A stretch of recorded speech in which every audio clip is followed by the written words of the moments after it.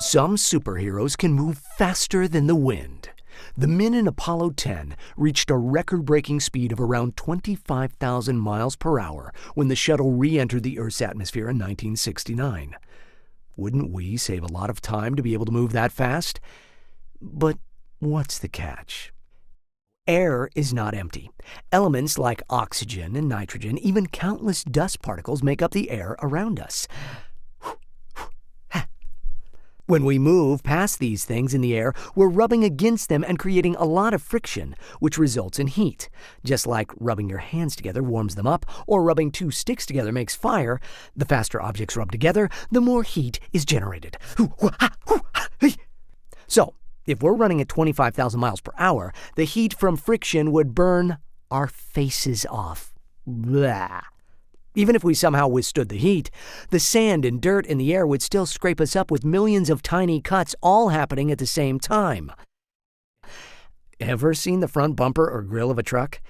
What do you think all the birds and bugs would do to your open eyes or exposed skin? Come on! I'm gonna feel that tomorrow!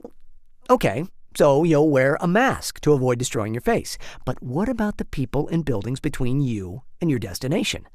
It takes us approximately 1/5 of a second to react to what we see. By the time we see what is ahead of us and react to it, time times velocity equals distance equals 1/5 of a second times 25,000 miles per hour equals 1.4 miles. We would have gone past it or through it by over a mile.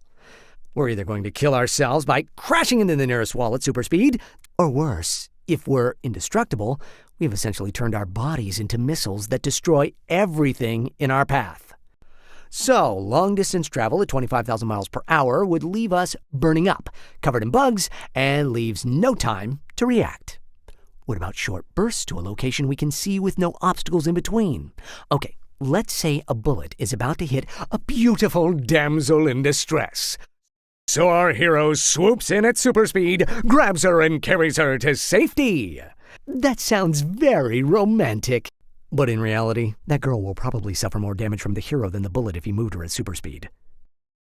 Newton's first law of motion deals with inertia, which is the resistance to a change in its state of motion. So an object will continue moving or staying at the same place unless something changes it. Acceleration is the rate the velocity changes over time. When the girl at rest, velocity equals 0 miles per hour, begins accelerating to reach the speed within seconds, velocity increases rapidly to 25,000 miles per hour, her brain would crash into the side of her skull, and when she stops suddenly, velocity decreases rapidly back to 0 miles per hour, her brain would crash into the other side of her skull, turning her brain into mush.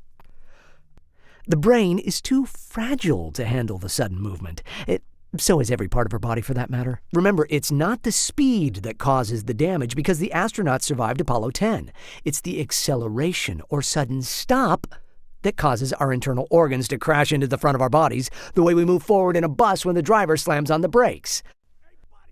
What the hero did to the girl is mathematically the same as running her over with a space shuttle at maximum speed. She probably died instantly at the point of impact. He's going to owe this poor girl's family an apology and a big fat compensation check. Oh, and possibly face jail time. Doctors have to carry liability insurance just in case they make a mistake and hurt their patients. I wonder how much superhero insurance policy would cost. Now, which superpower physics lesson will you explore next? Shifting body size and content. Super speed. Flight. Super strength. Immortality. And invisibility.